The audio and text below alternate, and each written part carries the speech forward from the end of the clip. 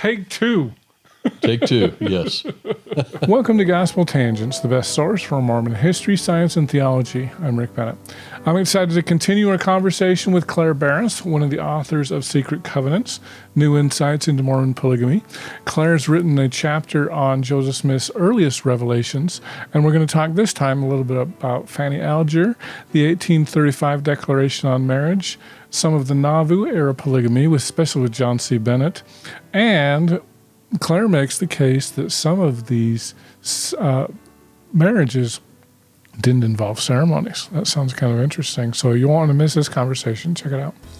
So if I recall, I mean, it was good because Nancy kind of ties back to 1831 and 1841. But there were some before 1841 as well. What was the earliest one that you've been able to document? Well, I mean, there is the Fanny Alger's or Algers or Alger. There's multiple guesses. But I'm not aware of any revelation associated with her, so I didn't research that. And that was, well, as early as 1833. Don Bradley puts at 1836. Have you read his chapter yet? Yeah, and he... What do you think? You agree with Don? Because he's later than everybody. Right. I haven't taken the time to, analyze it and look at the dates. I don't know more than Don. I think Don has presented some very compelling stuff to consider. I agree. Yes. But we have the Fanny Alger event. Then we have the... That's so as late as 1836. Up to 1836. We also have the 1835 Statement on Marriage that's published in the Doctrine and Covenants. Right, which says that there have been crimes of polygamy. Does it use the word crimes?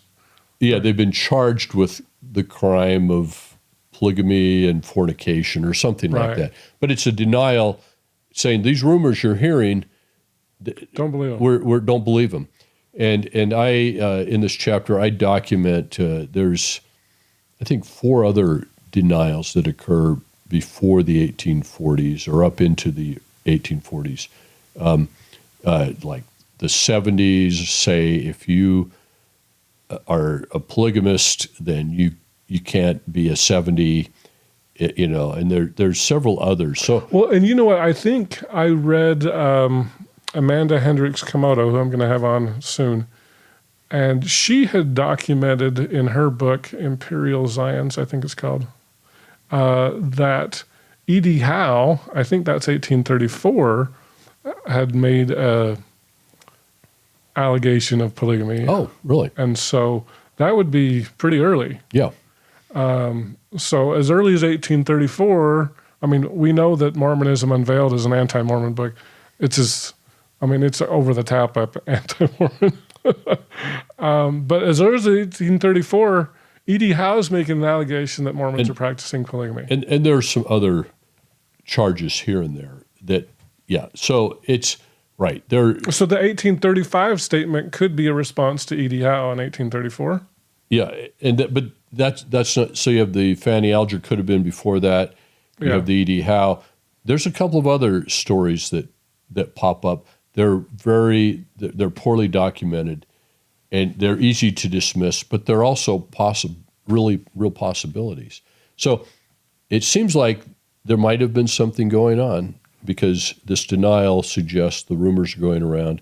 Some people thought it was they were practicing communitarianism. Right. And some people said, well, it's a community of wives. Right. That the wives were common property. Right. And so that was one of the rumors going around, and I don't know what all, but that denial tells us maybe something's going on. Yeah. And maybe it's a combination of E.D. Howe and then we do communitarianism, and so therefore there must be sharing wives too. Right. Whether that's true or not. Right. So really, there's not a lot more in the Kirtland era up to that point. Then we kind of jump to Nauvoo, and that's where things get started with plural marriage in earnest. Revelations. And so what's kind of interesting is the earliest marriages.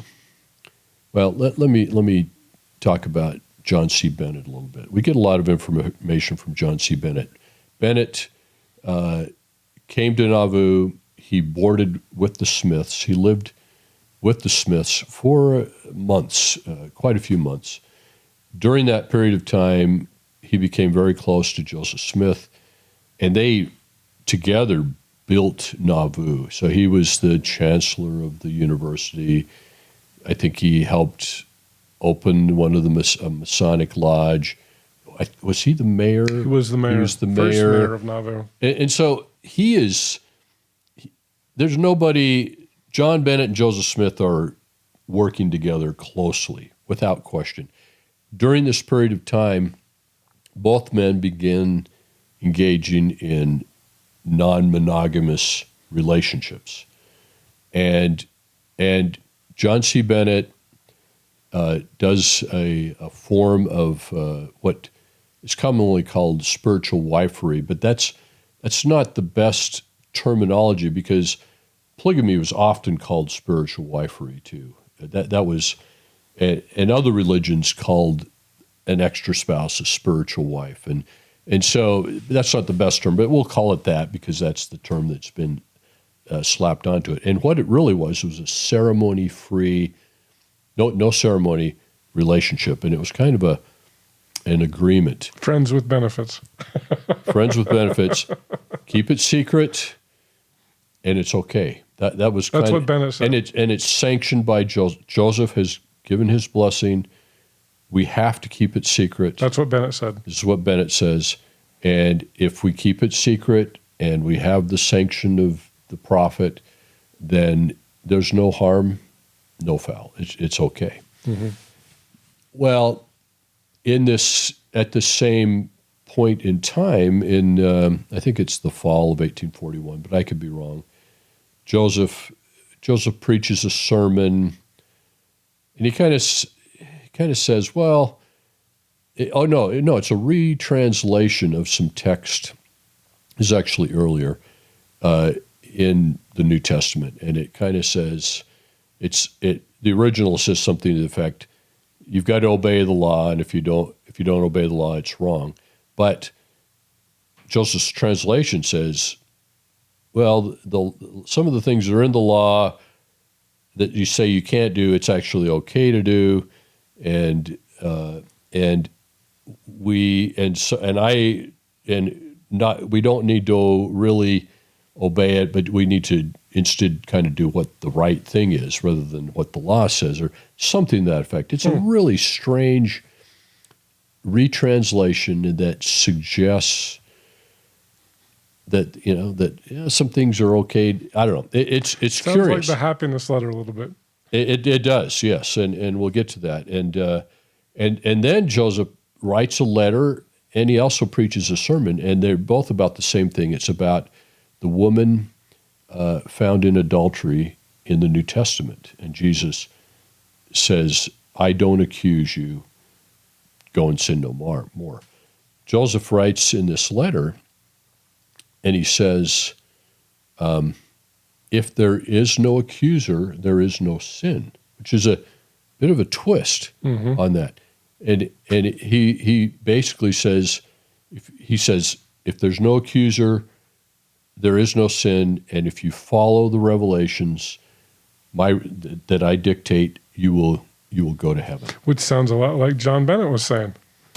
It does, and in fact, they would repeat that same ideology. I don't know if they got it from the letter or the sermon or talking with Joseph, but they would repeat that almost verbatim to the women when they were trying to convince them to have a relationship with. So you have this question. One other thing. One of the very earliest proposals that Joseph Smith did in Nauvoo was to Sarah Pratt. Oh. She was the wife of Orson Pratt, who was on a mission, and she said that Joseph proposed to her, and she turned him down. She would not accept that. She said, she said that Joseph's earliest relationships did not include a ceremony. So we have that testimony from her. We also have it from John C. Bennett. Now, and I guess we should say both Sarah Pratt and John C. Bennett have credibility problems. Well, and I have not gone through, John C. Bennett does. Sarah Pratt, I have not read through all of her materials to see if I think she has a credibility problem or not. I think one thing that people point out is that she claimed John C. Bennett was doing abortions using some method that wasn't invented until the 1880s. And so clearly it couldn't have happened in the 1840s. Now, they did have... Well, and on that, I think, I think I've heard that. And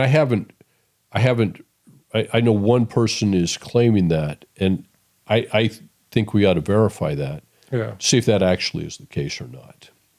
It may be the case. It may not be the case. I don't know that there are some other things. I think Brian Hales has some issues with her credibility as well. It very well could be. And what happens, too, is sometimes we want to dismiss people who are providing a narrative that we don't like. I know. And like I said, I haven't carefully read everything she said to make my own evaluation. But I know it's common to dismiss her because she makes some uncomfortable claims. Right. They might be absolutely accurate. And like I say, I just can't comment one way or the other. All I can say is that she claimed that the earliest marriages of Joseph Smith did not include a ceremony, as did John Bennett. John Bennett also made that claim. Then we have that weird sermon in that letter that kind of adds to that whole ideology. You talking about the happiness letter with Nancy Rigdon? No.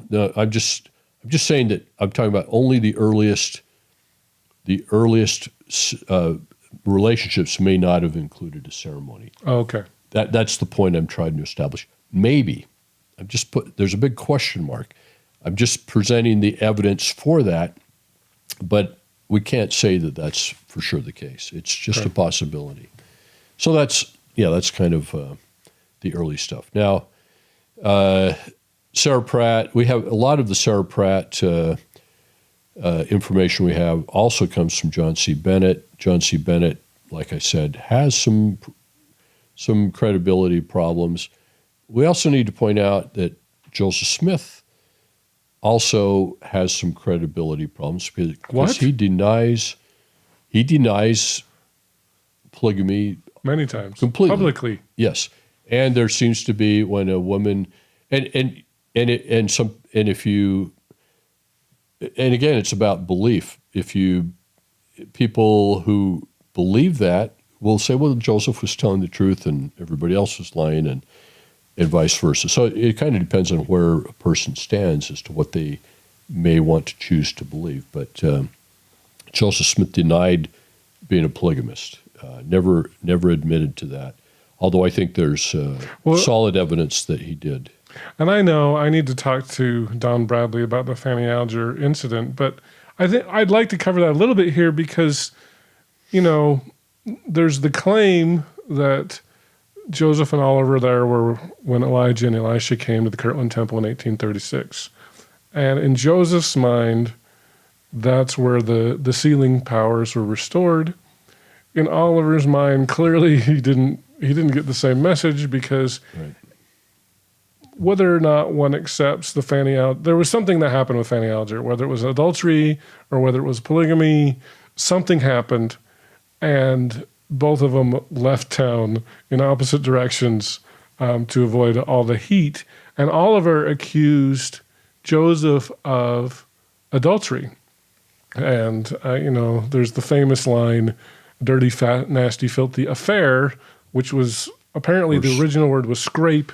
Right. And affair. Which was used as affair later in some testimony. Right. We still have the Iran-Contra affair. It had nothing to do with sex. So, affair doesn't necessarily have to equate with sex. But, and I know I read Don Bradley's chapter, and I was surprised he didn't say anything, because I know he said previously he thinks that Fanny may have been pregnant and may have had a miscarriage, but there's no documentation of that, so it makes sense why he... Plus, I know he wrote 80 pages and he had to get it down to 50, so he had to cut a bunch of stuff out. Oh. But the point is, Oliver was excommunicated in 1837 in Missouri because, among other things, he accused Joseph of an inappropriate relationship Yes. at minimum Right. with Fanny in 1837, and so that's part of the reason. I mean, there were other charges, but that's one of the charges that the High Council upheld against Oliver. Yeah. So what's next then? We've talked about Sarah Pratt, Fanny Alger, Nancy Hyde. What's the next revelation? Well, there are a couple of testimonials that are kind of related to the topic that we had about women who testified in the High Council that they had been approached to have a non-ceremony relationship, and Joseph is implicated in those. So we had to throw that. Nyman is one of those. And there are two different ones that kind of suggest that perhaps there was a non-marital, non-ceremony relationship. Now, some people. So, how do you classify these if they are indeed the case? And in D&C 132, it's curious because it talks about polygamous marriages. It also talks about concubines. Right. We never say, well, what is a concubine? And the only thing we really know is it's kind of a lower status wife. It's possible that if there were non-ceremony, revelation-sanctioned relationships, maybe they fall into the category of concubine. Perhaps a non-sealed marriage? Could that be a concubine, maybe? Rick, I'm not the one to ask about the difference between sealings and marriages. Okay. Possibly, but I haven't studied on the distinction, so I couldn't say. But I'm saying one possibility is in this case non-ceremony versus ceremony, and that might be. So there may be relationships that are concubines that don't have a ceremony.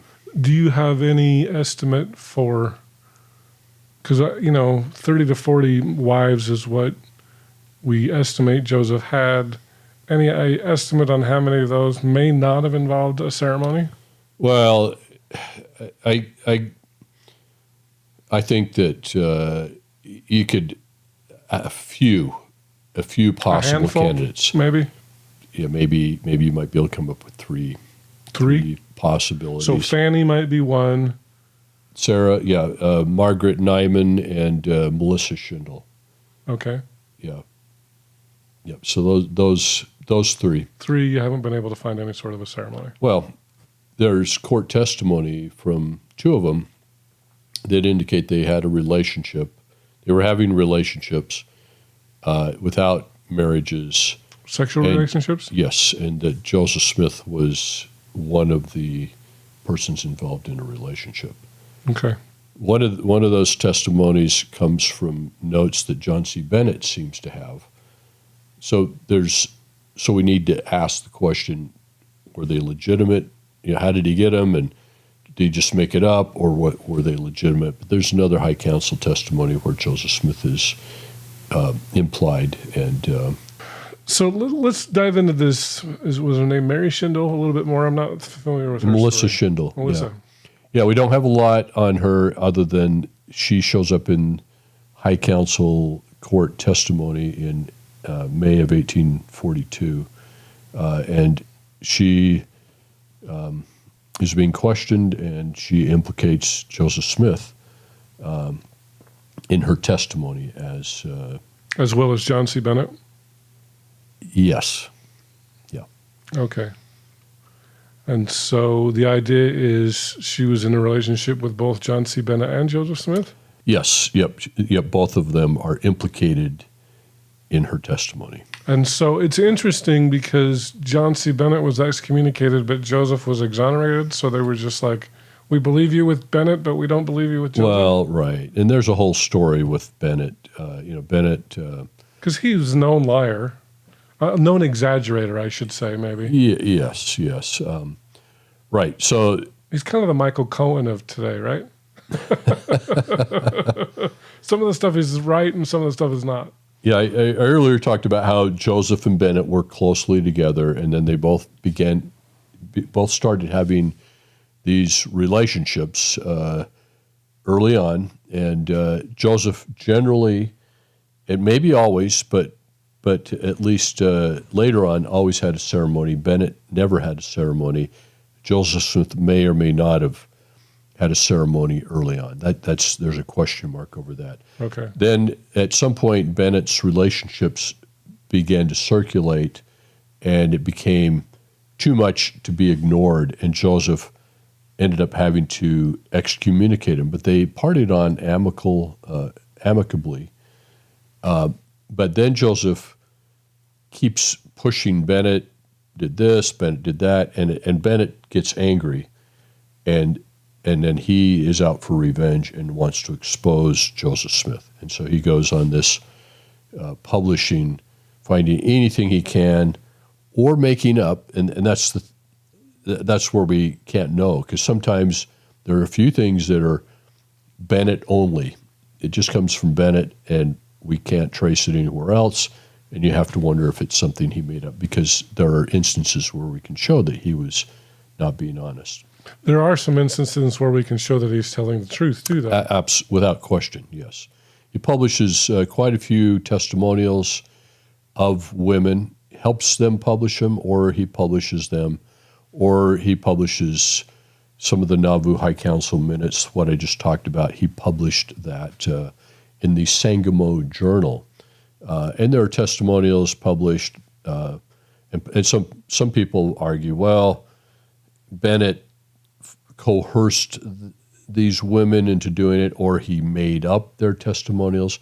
But some of the testimonials are sworn affidavits before a judge, and they're published. So that's playing with fire if you're making up that a judge did this. Right. The other thing where I think we have to take Bennett's claims fairly seriously when he publishes in the Sangamo Journal is that none of the women that have their stories published in the journal, if Bennett was making up the testimonials, you think that one of these women would come out and publish in another paper or also in the Sangamo Journal and said, John C. Bennett lied about me and I need to clarify the record. No, nobody does that. And I think that's kind of an important point to illustrate, especially, for example, some of the people who don't think Joseph Smith practiced any polygamy at all and that there's hardly any Nauvoo-Era documentation. You do have to contend with the Sangamo Journal articles and the fact that none of the women ever contested anything that was published. I'm not aware that any of them contested. And there were a number of women who had information published by John C. Bennett or possibly with his help, but none of them contested it. Okay. I hope you enjoyed our conversation with Clair Barrus, one of the authors of Secret Covenants, New Insights into Mormon Polygamy. We're going to be giving away a free copy to one of you. Go to gospeltangents.com/contest. You could win this. In our next conversation, we're going to talk about some of the revelations Joseph Smith had for other leaders, including Brigham Young, and also about the pretend husband, Joseph Kingsbury. Well, then Joseph Kingsbury and Sarah get married. And he is married Sarah and Whitney as a pretend husband. Okay, that's the terminology that's used. He's not a real husband, he's a pretend husband. Curiously, it's a legal marriage, but it's called a pretend marriage from Joseph Smith's perspective and from their perspective. Okay, why would